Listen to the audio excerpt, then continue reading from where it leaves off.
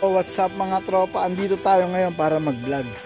So ngayon, ang ibablog natin ngayon is nung nakaraan kasi bumili kami ng nag-unbox kami ng mga binili namin sa Lazada na mga car accessories. So ngayon, naikabit na po namin. So ngayon, ito na po siya ngayon. Po yung coaching mga pinagkabitan namin ngayon. Ngayon, i-check natin kung ano yung mga kinabit. Ngayon, ito po yung mga pinalitan ko. So, nagpalit po ako ng ng bolts sa gulo. So, naikabit na po. So, apat po yung gulong.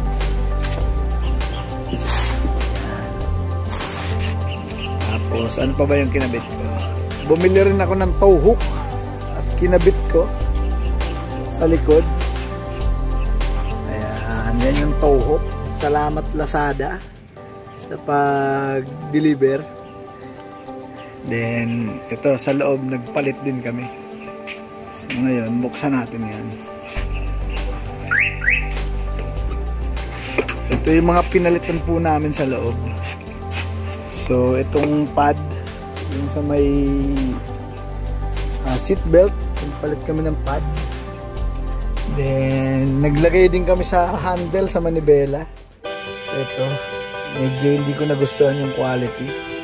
Pero okay na rin, pwede na pagtsagaan. So ngayon, ito, yung manibela, Mumu steering wheel. So galing din yun sa Lazada, saka itong, hindi ko alam tawag nito pero maganda rin. So ano pa ba nilagay natin? Yung sa pedal, saka silinyador, pinalitan din natin. So ngayon, naglagay din kami ng ilaw sa ilalim, kaya lang hindi siya makikita kasi masyadong pang maliwanag.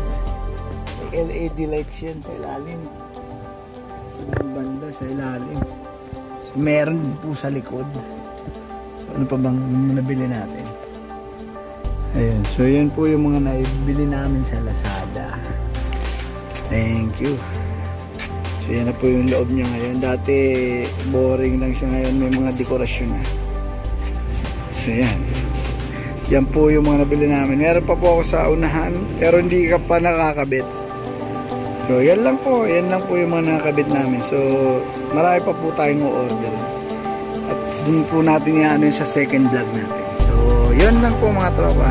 Bye!